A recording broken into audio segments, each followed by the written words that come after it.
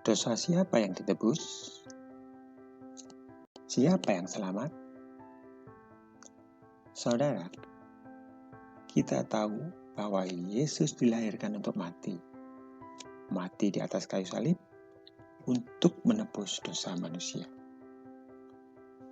Ia adalah korban penebus dosa, seperti domba yang dikorbankan untuk menebus dosa dalam perjanjian lama. Lantas apakah semua dosa manusia diampuni? Jika semua dosa manusia diampuni, apakah semua manusia selamat masuk surga? Kita lihat fakta Alkitab. 2 Korintus 5 ayat 15 berbunyi demikian. Dan Kristus telah mati untuk semua orang, supaya mereka yang hidup tidak lagi hidup untuk dirinya sendiri, tetapi untuk Dia yang telah mati dan telah dibangkitkan untuk mereka. Kemudian 1 Yohanes 2 ayat 2 berbunyi demikian. Dan Ia adalah pendamaian untuk segala dosa kita, dan bukan untuk dosa kita saja, tetapi juga untuk dosa seluruh dunia.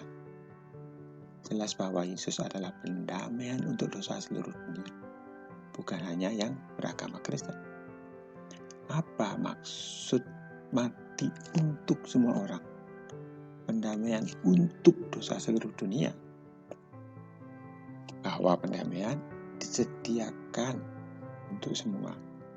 Siapa saja bisa mendapatkannya, tapi tidak otomatis bisa memanfaatkannya. Maksudnya, ya seperti begini. Ibarat Anda dikasih voucher atau kupon. Kalau voucher ini tidak dipakai, maka voucher ya tinggal voucher, tidak ada gunanya. Demikian juga dengan pengorbanan Yesus Kristus di atas kayu salib. Tidak berarti apa-apa jika kita tidak percaya, jika kita tidak beriman kepada Yesus Kristus. Kita lihat ayatnya. Roma 3 ayat 24 sampai 25. Dan oleh kasih karunia telah dibenarkan dengan cuma-cuma karena penebusan dalam Kristus Yesus. Kristus Yesus telah ditentukan Allah menjadi jalan pendamaian karena iman dalam darahnya. Jadi kata kuncinya adalah kasih karunia dan iman. Kasih karunia itu artinya penebusan itu cuma-cuma, gratis. Iman artinya percaya. Jadi penebusan itu baru punya efek ketika kita percaya, ketika kita beriman.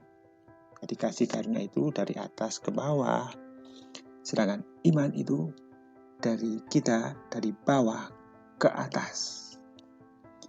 Kita lihat lagi Kisah Para Rasul 10 ayat 43. Tentang Dialah semua nabi bersaksi bahwa barang siapa percaya kepadanya, ia akan mendapat pengampunan dosa oleh karena namanya. Lanjut lagi Kisah Para Rasul 26 ayat 18b. Supaya mereka oleh iman mereka kepadaku memperoleh pengampunan dosa dan mendapat bagian dalam apa yang ditentukan untuk orang-orang yang dikuduskan. Jadi, jika pengampunan untuk semua orang, apakah semua orang selamat? Jawabnya tidak.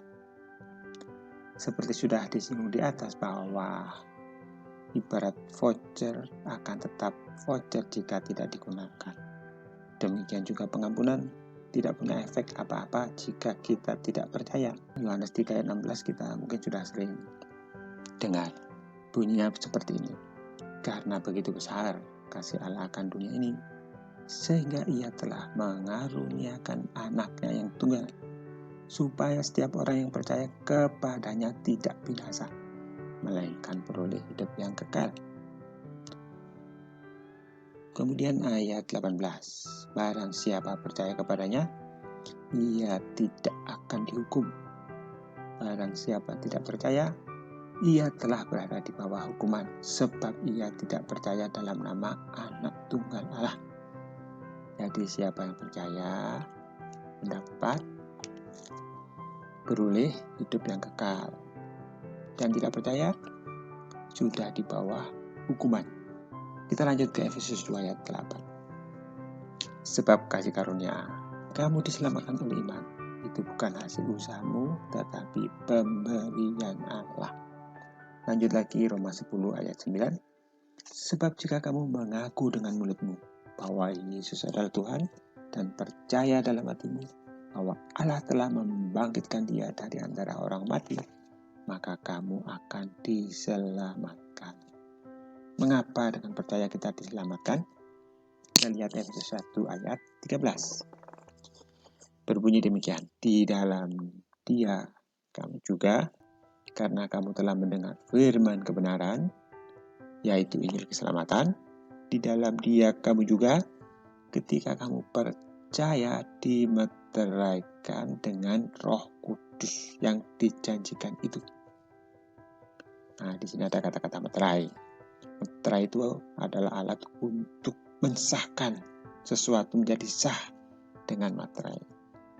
Jadi ketika kita percaya, kita dimeteraikan, kita menjadi sah menjadi warga kerajaan surga karena materainya Roh Kudus. Jadi pengampunan disediakan untuk semua orang.